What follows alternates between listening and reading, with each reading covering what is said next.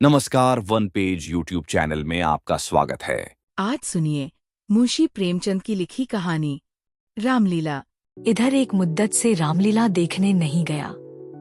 बंदरों के भद्दे चेहरे लगाए, आधी टांगों का पाजामा और काले रंग का ऊंचा कुर्ता पहने आदमियों को दौड़ते हू करते देखकर अब हंसी आती है, मजा नहीं आता। काशी की लीला जगत विख्यात है, सुना है, लोग दूर दूर से देखने आते हैं। मैं भी बड़े शौक से गया, पर मुझे तो वहाँ की लीला और किसी बज्र देहात की लीला में कोई अंतर न दिखाई दिया। हाँ, रामनगर की लीला में कुछ साज सामान अच्छे हैं। राक्षसों और बंदरों के चेहरे पीतल के हैं, गदाएं भी पीतल की हैं। कदाचित नवासी भ्राताओं के मुकुट सच्चे काम के हों, लेकिन साज सामान के सिवा वहाँ भी वही हूँ के सिवा और कुछ नहीं। फिर भी लाखों आदमियों की भीड़ लगी रहती। लेकिन एक जमाना वह था जब मुझे भी रामलीला में आनंद आता था। आनंद तो बहुत हल्का सा शब्द है, वह आनंद उन्माद से कम न था। संयोगवश उन दिनों मेरे घर से बहुत थोड़ी दूर पर रामलीला का मैदान था, और जिस घर में लीला पात्रों का रूप रंग भरा जाता था वह तो मेरे घर से बिल्कुल मिला हुआ था। 2 बजे दिन से पात्रों की सजावट होने लगती थी। मैं दोपहर ही से वहां जा बैठता और जिस उत्साह से दौड़ दौड़ कर छोटे मोटे काम करता, उस उत्साह से तो आज अपनी पेंशन लेने भी नहीं जाता। एक कोठरी में राजकुमारी का श्रृंगार होता था। उनकी देह में रामरच पीस कर पोती जाती, मुंह पर पाउडर लगाया जाता और पाउडर के ऊपर लाल, हरे, नीले रंग की बुदकियां लगाई जाती थी। सारा माथा, भौहें, गाल थोड़ी बुंदकियों से रच उठती थी। एक ही आदमी इस काम में कुशल था। वही बारी बारी से तीनों पात्रों का श्रृंगार करता था। रंग की प्यालियों में पानी लाना, रामरच पीसना, पंखा झलना मेरा काम था। जब इन तैयारियों के बाद विमान निकलता तो उस पर रामचंद्र जी के पीछे बैठकर मुझे जो उल्लास, जो गर्व, जो रोमांच होता था वह अब लाट साहब के दरबार में कुर्सी पर बैठकर भी नहीं होता।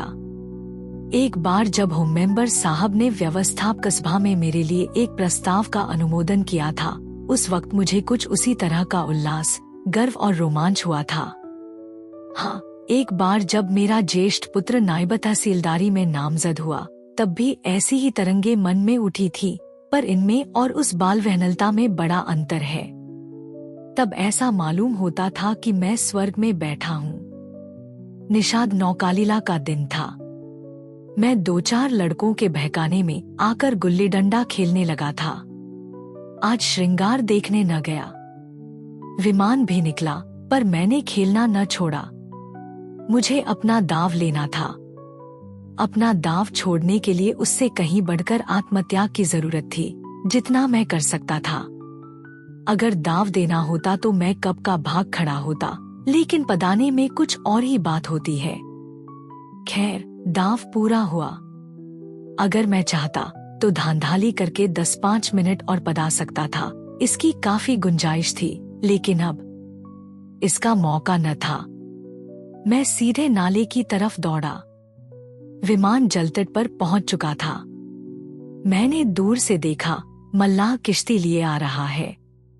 दौड़ा, लेकिन आदमियों की भीड़ में दौड़ना कठिन था। आखिर जब मैं भीड़ हटाता, प्राणपण से आगे बढ़ता घाट पर पहुंचा, तो निषाद अपनी नौका खोल चुका था। रामचंद्र पर मेरी कितनी श्रद्धा थी। अपने पाठ की चिंता न करके उन्हें पढ़ा दिया करता था, जिसमें वह फेल न हो जाए। मुझसे उम्र ज्यादा होने पर भी वह नीची कक्षा में पढ़ते थे, लेकिन वही रामचंद्र नौका पर बैठे इस तरह मुंह फेरे चले जाते थे, मानो मुझसे जान पहचान ही नहीं।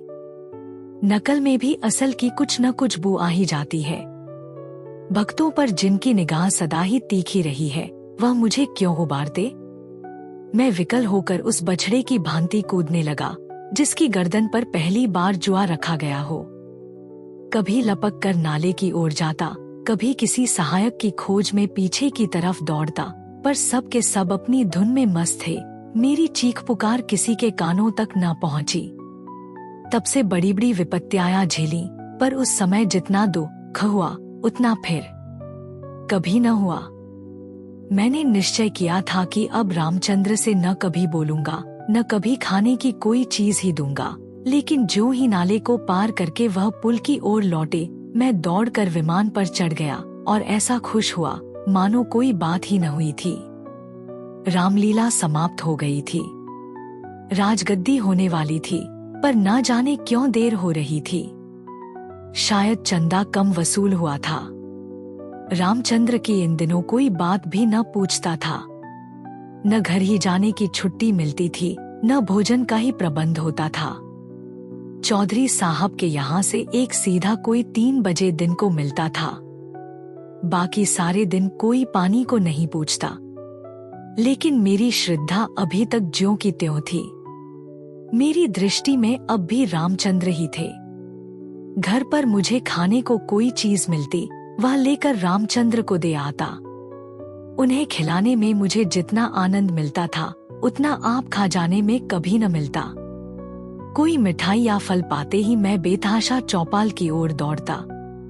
अगर रामचंद्र वहां न मिलते तो उन्हें चारों ओर तलाश करता, और जब तक वह चीज उन्हें न खिला लेता मुझे चैन न आता था। खैर, राजगद्दी का दिन आया। रामलीला के मैदान में एक बड़ा सा शामियाना ताना गया। उसकी खूब सजावट की गई। वेश्याओं के दल भी आ पहुंचे। शाम को रामचंद्र की सवारी निकली और प्रत्येक द्वार पर उनकी आरती उतारी गई। श्रद्धानुसार किसी ने रुपए दिए, किसी ने पैसे। मेरे पिता पुलिस के आदमी थे, इसलिए उन्होंने बिना कुछ दिए ही आरती उतारी। उस वक्त मुझे जितनी लज्जा आई उसे बयान नहीं कर सकता। मेरे पास उस वक्त संयोग से 1 रुपया था। मेरे मामा जी दशहरे के पहले आए थे और मुझे 1 रुपया दे गए थे। उस रुपए को मैंने रख छोड़ा था। दशहरे के दिन भी उसे खर्च न कर सका। मैंने तुरंत वह रुपया लाकर आरती की थाली में डाल दिया। पिताजी मेरी ओर कुपित नेत्रों से देखकर रह गए। उन्होंने कुछ कहा तो नहीं, लेकिन मुंह ऐसा बना लिया जिससे प्रकट होता था कि मेरी इस धृष्टता से उनके रोब में बट्टा लग गया। रात के 10 बजते यह परिक्रमा पूरी हुई। आरती की थाली रुपयों और पैसों से भरी हुई थी।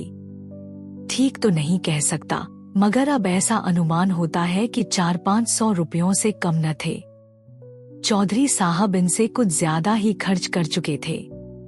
उन्हें इसकी बड़ी फिक्र हुई कि किसी तरह कम से कम 200 रुपए और वसूल हो जाए, और इसकी सबसे अच्छी तरकीब उन्हें यही मालूम हुई कि वेश्याओं द्वारा महफिल में वसूली हो। जब लोग आकर बैठ जाए और महफिल का रंग जम जाए तो आबादीजान रसिकजनों की कलाइयां पकड़ पकड़ कर ऐसे हाव भाव दिखाएं कि लोग शर्माते शर्माते भी कुछ न कुछ दे ही मरे। आबादीजान और चौधरी साहब में सलाह होने लगी। मैं संयोग से उन दोनों प्राणियों की बातें सुन रहा था। चौधरी साहब ने समझा होगा यह लौंडा क्या मतलब समझेगा, पर यहाँ ईश्वर की दया से अक्ल के पुतले थे। सारी दास्तान समझ में आती जाती थी। चौधरी सुनो आबादीजान, यह तुम्हारी ज्यादती है। हमारा और तुम्हारा कोई पहला साबिका तो है नहीं। ईश्वर ने चाहा तो यहाँ हमेशा तुम्हारा आना जाना लगा रहेगा। अब की चंदा बहुत कम आया, नहीं तो मैं तुमसे इतना इसरार न करता। आबादी, आप मुझसे भी जमींदारी चाले चलते हैं, क्यों? मगर यहाँ हुजूर की दाल न गलेगी। वाह, रुपए तो मैं वसूल करूं और मूंछों पर ताव आप दें। कमाई का अच्छा ढंग निकाला है। इस कमाई से तो वाकई आप थोड़े दिनों में राजा हो जाएंगे। उसके सामने जमींदारी झक मारेगी। बस कल ही से एक चकला खोल दीजिए, खुदा की कसम माला माल हो जाएगा। चौधरी, तुम दिल्लगी करती हो और यहाँ काफिया तंग हो रहा है। आबादी, तो आप भी तो मुझी से उस्तादी करते हैं। यहाँ आप जैसे काइयों को रोज उंगलियों पर नचाती हूँ। चौधरी, आखिर तुम्हारी मंशा क्या है? आबादी, जो कुछ वसूल करो उसमें आधा मेरा, आधा आपका। लाइए, हाथ मारिए। चौधरी, यही सही। आबादी, अच्छा, तो पहले मेरे 100 रुपए गिन दीजिए, पीछे से आप अलसेट करने लगेंगे। चौधरी, वाह, वह भी लोगी और यह भी। आबादी, अच्छा, तो क्या आप समझते थे कि अपनी उजरत छोड़ दूंगी? वाहरी आपकी समझ। खूब, क्यों न हो। दीवाना बकारे दरवेश होशियार। चौधरी, तो क्या तुमने दोहरी फीस लेने की ठानी है? आबादी, अगर आपको 100 दफे गरज हो तो, वरना मेरे 100 रुपए तो कहीं गए ही नहीं। मुझे क्या कुत्तों ने काटा है जो लोगों की जेब में हाथ डालती फिरूं? चौधरी की एक न चली। आबादी के सामने दबना पड़ा। नाच शुरू हुआ। आबादी जान बला की शोक औरत थी। एक तो कमसिन, उस पर हसीन, और उसकी अदाएं तो इस गजब की थी कि मेरी तबीयत भी मस्त हुई जाती थी। आदमियों के पहचानने का गुण भी उसमें कुछ कम न था। जिसके सामने बैठ गई उससे कुछ न कुछ ले ही लिया। 5 रुपए से कम तो शायद ही किसी ने दिए हों। पिताजी के सामने भी वह बैठी। मैं मारे शम के गड़ गया। जब उसने उनकी कलाई पकड़ी तब तो मैं सहम उठा। मुझे यकीन था कि पिताजी उसका हाथ झटक देंगे और शायद दुत्कार भी दें, किंतु यह क्या हो रहा है? ईश्वर, मेरी आंखें धोखा तो नहीं खा रही हैं। पिताजी मूंछों में हंस रहे हैं। ऐसी मृदुहंसी उनके चेहरे पर मैंने कभी नहीं देखी थी। उनकी आंखों से अनुराग टपका पड़ता था। उनका एक एक रोम पुलकित हो रहा था, मगर ईश्वर ने मेरी लाज रख ली। वह देखो, उन्होंने धीरे से आबादी के कोमल हाथों से अपनी कलाई छुड़ा ली। अरे, यह फिर क्या हुआ? आबादी तो उनके गले में बाहें डाले देती है। अब पिताजी उसे जरूर पीटेंगे। चुड़ैल को जरा भी शर्म नहीं। एक महाशय ने मुस्करा कर कहा, यहाँ तुम्हारी दाल न गलेगी आबादी जान। और दरवाजा देखो। बात तो इन महाशय ने मेरे मन की कही और बहुत ही उचित कही, लेकिन न जाने क्यों पिताजी ने उसकी ओर कुपित नेत्रों से देखा और मूंछों पर ताव दिया। मुंह से तो वह कुछ न बोले, पर उनके मुख की आकृति चिल्लाकर सरोज शब्दों में कह रही थी, तू बनिया, मुझे समझता क्या है? यहाँ ऐसे अवसर पर जान तक निसार करने को तैयार है। रुपए की हकीकत ही क्या? तेरा जी चाहे आजमा ले। तुझसे दूनी रकम न दे डालूं तो मुंह न दिखाऊं। महान आश्चर्य, घोर अनर्थ। अरे जमीन, तू फट क्यों नहीं जाती? आकाश, तू फट क्यों नहीं पड़ता? अरे मुझे मौत क्यों नहीं आ जाती? पिताजी जेब में हाथ डाल रहे हैं। वह कोई चीज निकाली और सेठ जी को दिखाकर आबादी जान को दे डाली। आह, यह तो अशर्फी है। चारों ओर तालियां बजने लगी। सेठ जी उल्लू बन गए या पिताजी ने मूंग की खाई, इसका निश्चय मैं नहीं कर सकता।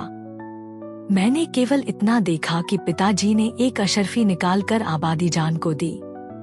उनकी आंखों में इस समय इतना गर्वयुक्त उल्लास था मानो उन्होंने हातिम की कब्र पर लात मारी हो।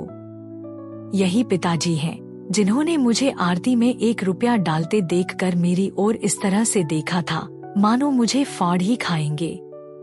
मेरे उस परमोचित व्यवहार से उनके रोब में फर्क आता था और इस समय इस घृणित, कुत्सित और निंदित व्यापार पर गर्व और आनंद से फूले न समाते थे। आबादी जान ने एक मनोहर मुस्कान के साथ पिताजी को सलाम किया और आगे बढ़ी, मगर मुझसे वहां न बैठा गया। मारे शर्म के मेरा मस्तक झुका जाता था। अगर मेरी आंखों देखी बात न होती तो मुझे इस पर कभी एतबार न होता। मैं बाहर जो कुछ देखता सुनता था उसकी रिपोर्ट अम्मा से जरूर करता था, पर इस मामले को मैंने उनसे छिपा रखा। मैं जानता था उन्हें यह बात सुनकर बड़ा दुख होगा। रात भर गाना होता रहा। तबले की धमक मेरे कानों में आ रही थी। जी चाहता था चल कर देखूं, पर साहस न होता था। मैं किसी को मुंह कैसे दिखाऊंगा? कहीं किसी ने पिताजी का जिक्र छेड़ दिया तो मैं क्या करूंगा। प्रात काल रामचंद्र की विदाई होने वाली थी। मैं चारपाई से उठते ही आंखें मलता हुआ चौपाल की ओर भागा। डर रहा था कि कहीं रामचंद्र चले न गए हों। पहुंचा तो देखा तवाइफों की सवारियां जाने को तैयार हैं। 20 आदमी हसरतनाक मुंह बनाए उन्हें घेरे खड़े हैं। मैंने उनकी ओर आंख तक न उठाई, सीधा रामचंद्र के पास पहुंचा। लक्ष्मण और सीता बैठे रो रहे थे और रामचंद्र खड़े कांधों पर लुटियाडोर डाले उन्हें समझा रहे थे। मेरे सिवा वहां और कोई न था। मैंने कुंठित स्वर से रामचंद्र से पूछा, क्या तुम्हारी विदाई हो गई? रामचंद्र, हाँ, हो तो गई। हमारी विदाई ही क्या? चौधरी साहब ने कह दिया, जाओ, चले जाते हैं। क्या रुपया और कपड़े नहीं मिले? अभी नहीं मिले। चौधरी साहब कहते हैं, इस वक्त बचत में रुपए नहीं हैं, फिर आकर ले जाना। कुछ नहीं मिला? एक पैसा भी नहीं। कहते हैं कुछ बचत नहीं हुई। मैंने सोचा था कुछ रुपए मिल जाएंगे तो पढ़ने की किताबें ले लूंगा। सो कुछ न मिला, राह खर्च भी नहीं दिया। कहते हैं कौन दूर है, पैदल चले जाओ। मुझे ऐसा क्रोध आया कि चलकर चौधरी को खूब आड़े हाथों लूं। वेश्याओं के लिए रुपए, सवारियां, सब कुछ, पर बेचारे रामचंद्र और उनके साथियों के लिए कुछ भी नहीं। जिन लोगों ने रात को आबादीजान पर 10-10, 20-20 रुपए न्योछावर किए थे, उनके पास क्या इनके लिए 2-2, 4-4 आने पैसे भी नहीं। पिताजी ने भी तो आबादीजान को एक अशर्फी दी थी। देखो इनके नाम पर क्या देते हैं। मैं दौड़ा हुआ पिताजी के पास गया। वह कहीं तफ्तीश पर जाने को तैयार खड़े थे। मुझे देखकर बोले, कहाँ घूम रहे हो? पढ़ने के वक्त तुम्हें घूमने की सूझती है। मैंने कहा, गया था चौपाल। रामचंद्र विदा हो रहे थे। उन्हें चौधरी साहब ने कुछ नहीं दिया, तो तुम्हें इसकी क्या फिक्र पड़ी है? वह जाएंगे कैसे? पास राह खर्च भी तो नहीं है। क्या कुछ खर्च भी नहीं दिया? यह चौधरी साहब की बेइंसाफी है। आप अगर 2 रुपया दे दें तो मैं उन्हें दे आऊं। इतने में शायद वह घर पहुंच जाए। पिताजी ने तीव्र दृष्टि से देखकर कहा, जाओ अपनी किताब देखो, मेरे पास रुपए नहीं है। यह कहकर वह घोड़े पर सवार हो गए। उसी दिन से पिताजी पर से मेरी श्रद्धा उठ गई। मैंने फिर कभी उनकी डॉटपट की परवाह नहीं की। मेरा दिल कहता, आपको मुझको उपदेश देने का कोई अधिकार नहीं है। मुझे उनकी सूरत से चिढ़ हो गई। वह जो कहते मैं ठीक उसका उल्टा करता। यद्यपि इसमें मेरी हानि हुई, किन मेरा अंतःकरण उस समय विप्लवकारी विचारों से भरा हुआ था। मेरे पास 2 आने पैसे पड़े हुए थे। मैंने पैसे उठा लिए और जाकर शर्माते शर्माते रामचंद्र को दे दिए। उन पैसों को देखकर रामचंद्र को जितना हर्ष हुआ, वह मेरे लिए आशातीत था। टूट पड़े, मानो प्यासे को पानी मिल गया। यही 2 आने पैसे लेकर तीनों मूर्तियां विदा हुईं। केवल मैं ही उनके साथ कस्बे के बाहर तक पहुंचाने आया। उन्हें विदा करके लौटा तो मेरी आंखें सजल थीं, पर हृदय आनंद से उमड़ा हुआ था। अगर आपको यह कहानी पसंद आई तो सब्सक्राइब करें और बेल आइकन दबाएं। अपने सुझाव कमेंट बॉक्स में बताएं। अगली कहानी तक शब्दों की दुनिया में डूबे रहे। धन्यवाद।